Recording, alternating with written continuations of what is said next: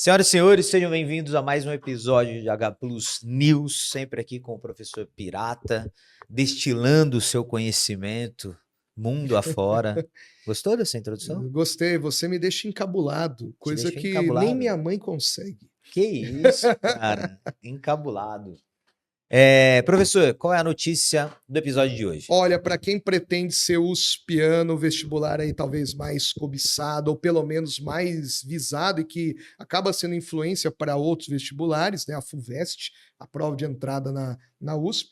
Nós temos o aniversário dessa universidade, né? A gente está aqui completando 90 anos aí de USP, né? A USP que ela é fruto das transformações políticas brasileiras da velha república, como chamavam os varguistas, né? República Velha, como chamavam os historiadores mais antigos, né? Os mais tradicionais, mas que a gente pode chamar também de as transformações da república oligárquica. A USP ela tem um diálogo muito forte com a queda da República Oligárquica, da Primeira República Brasileira e a ascensão da Era Vargas. A USP é um tipo de reflexo do seu tempo. Por quê?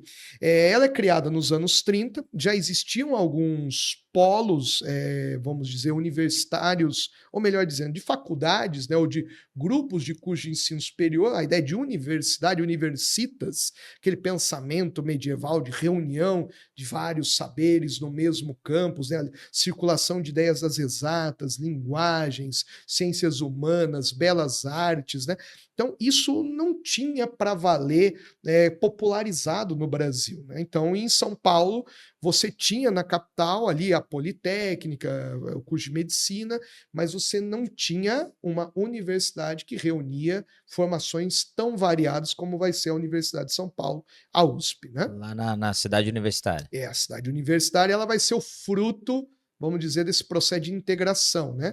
E algumas áreas ainda deslocadas, né? Mas Sim. que integram ali com o próprio Largo São Francisco, né? Perfeito. Então, ou mesmo o antigo prédio de filosofia, né? Que ainda existe o prédio, mas o curso de filosofia não está lá, da Maria Antônia, ali perto do Mackenzie, né? Na frente do Mackenzie. Exatamente, Verdade. que historicamente tem uma Teve briga guerra, homérica ali, lembro. que a gente fala em outro episódio, em outra Outro episódio. ocasião, sobre período da ditadura militar.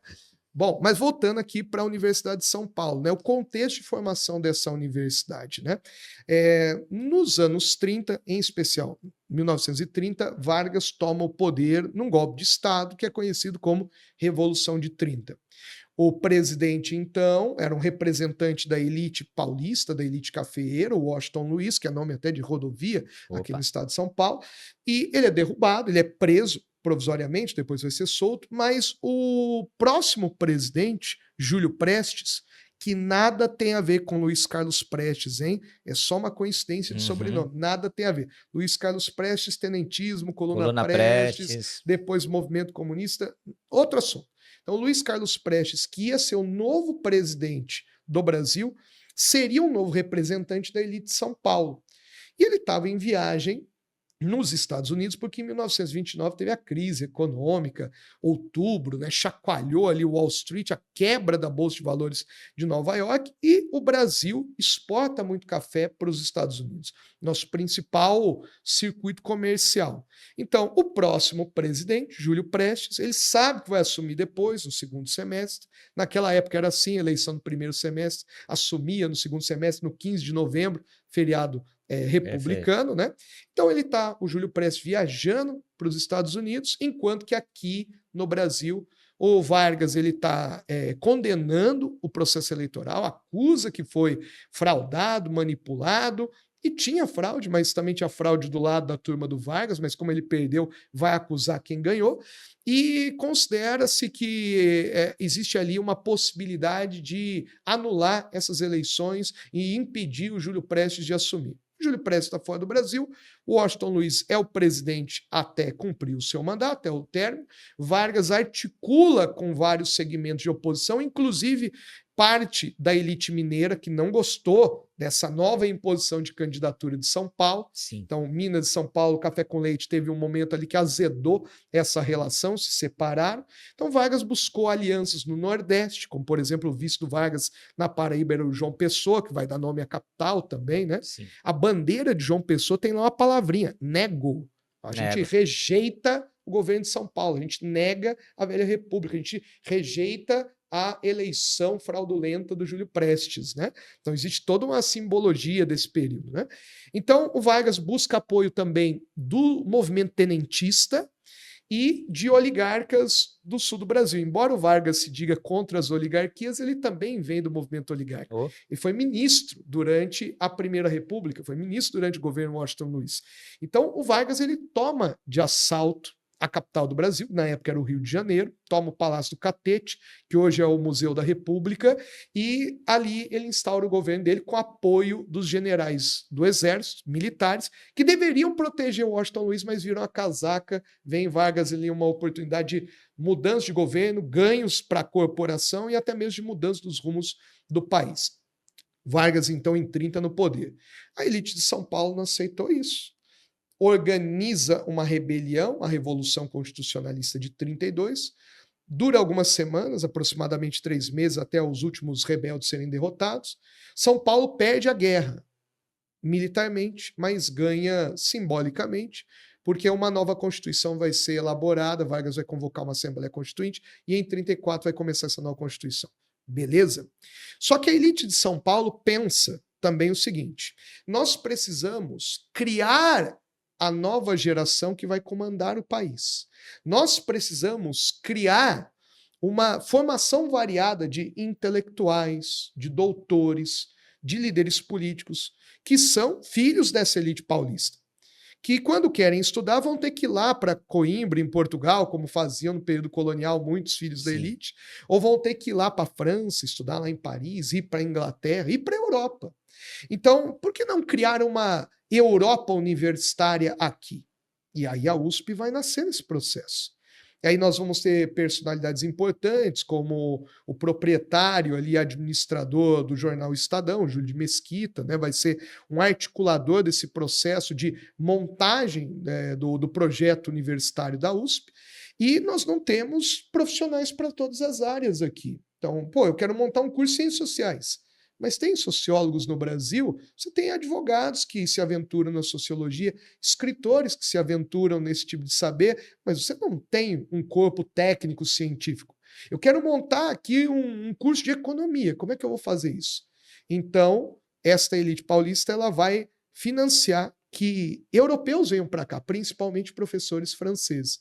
Então a gente vai ter a chegada de grandes historiadores, como Fernand Braudel, da França, vai vir para cá, você vai ter a chegada do Claude Lévi-Strauss vai vir para cá também. Você vai ter grandes intelectuais que vão ajudar a montar essas primeiras grades curriculares, né?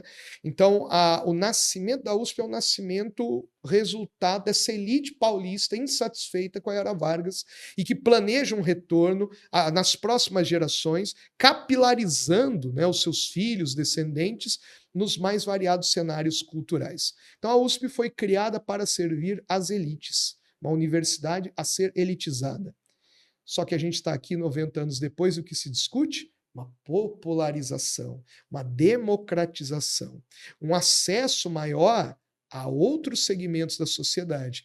E, claro, ainda existe a discussão que alguns cursos são muito elitizados, ou não é todo mundo que tem condição de viver numa cidade como São Paulo, comprar determinados livros, ter ali a sobrevivência no campus universitário, mas caminhamos a um processo de encarar a universidade hoje, não como um local de elitização, mas um local de democracia e popularização. Sim, pensando em FUVEST, essa história toda do surgimento, situação atual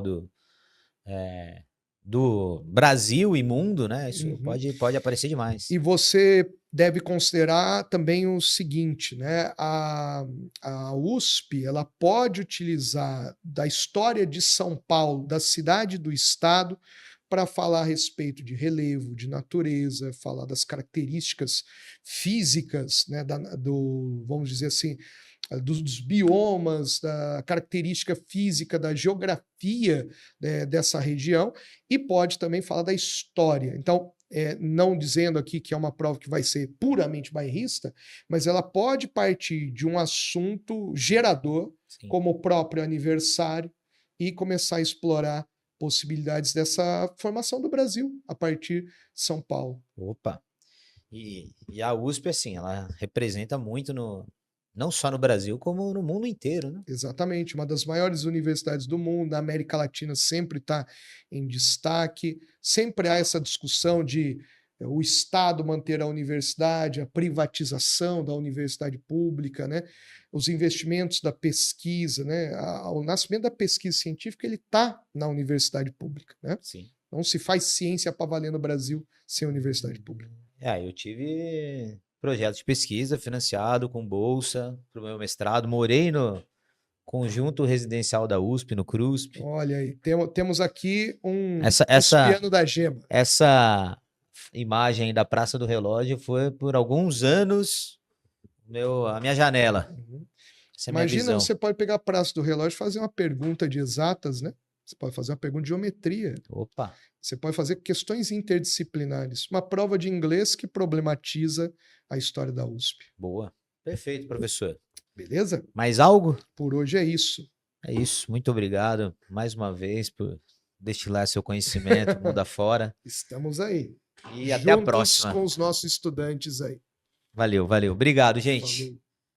Um beijo, até a próxima. Tchau.